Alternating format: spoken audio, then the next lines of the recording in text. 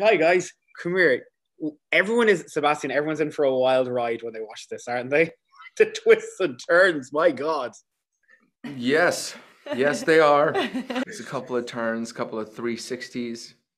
Your character, right, when he starts off, I'm going, do you know what? Why can't we all have men like you? But sometimes you have to always double check the person you're going to go on a date with. Take a moment to listen to your instincts and wonder what's attracting you to this person, or what are the things that you're responding to, and why. And I always, for me, it was so fascinating because I always forget that we really are affected a lot by the previous, whatever the previous experience is. You know, you come from that and you're sort of already almost flawed because of it, because you're, yes, if a person comes into your life who's just simply everything you didn't have, like then you're like, oh my God, I have. And so maybe double check that.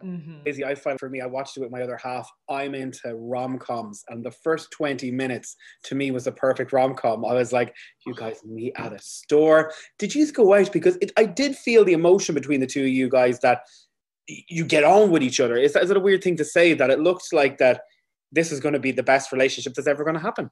we would say that. Like, We're hoping. Sebastian was saying, he messaged me being like, I've just watched Blue Valentine and I love the Valentine and hate the blue bit. Can we do the same with our film?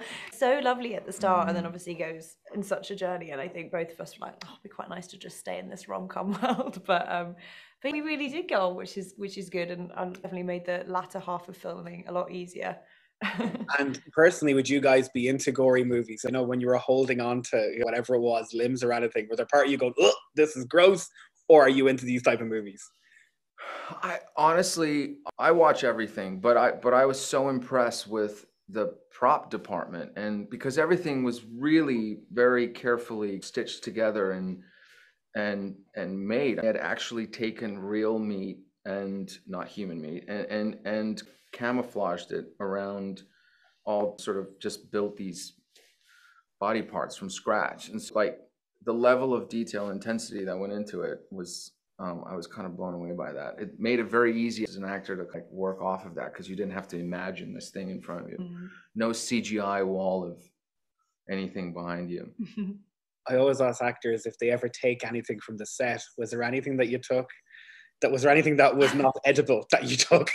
I really wanted to take, I asked if I could have Noah's dress at the end, the pink dress, because I thought it was so funny, and so funny to wear just as a Halloween costume one day.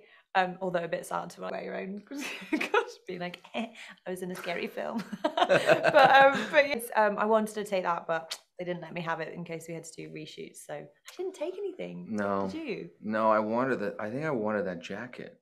Oh, the jacket, But then they said you'd have to take it with the blood on it. right. I said that's not good. You had some nice furniture though. Steve's house was really, like, Steve had good taste in furniture. There was some lovely sofas and things like that. But set design, so talented. They built this house from scratch. Every little thing that you see in there is not without some thought behind it. There's one thing that has been in my head for the past 24 hours, and that is Golden Girls, thank you for being a friend. What a ringtone to have in the middle of absolutely everything. I think that's part of the madness of the whole movie, isn't it? That it, brings you down in one way, and then all of a sudden you're, Jesus, that's after happening. It must be fantastic to work on a script, something like that, that's just wild.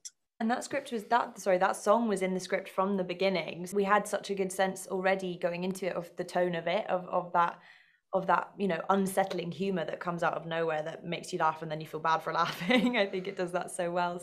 Yeah, that song works so perfectly. And then the way they edited it with everything was so clever. And Sebastian, when you're working on this, is there anyone that you looked at to try and base your character on? Because one minute you think he's nice, the next minute he's pure evil. Has there been any past person?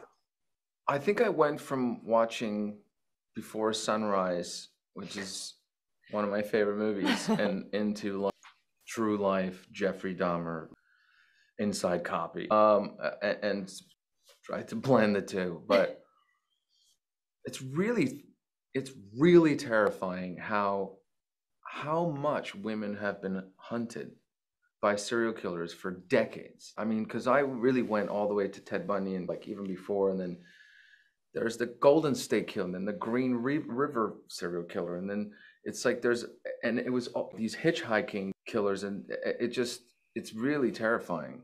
But I would look and try to find out how they would sort of get in there, what the tactics were. When it's always sort of revealing something about themselves that was maybe deprecating or embarrassing, something with family or kids, creating this image, the confidence thing, the sort of, and that's kind of where a lot of that came from. I think people will see a lot of that in the movie, because one minute it's nice and you're going, whoa, and then you're going, Jesus.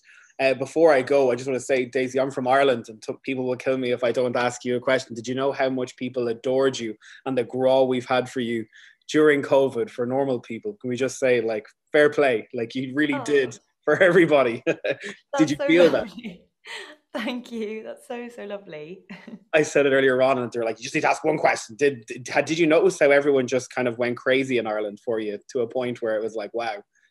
Oh, it was just so lovely. You know, my family's from Ireland, and I've always loved going there. And so to be embraced was so lovely, and such a relief too, because obviously I felt a responsibility to play Marianne properly, because I knew that book is so beautiful and she's such a beloved character already, you know, and, you know, get the accent right and everything. So I just felt so chuffed to be like embraced, and I want to go back. I haven't been able to go back since we filmed, and I lived in Dublin for 5 months on that job, and I loved it so much.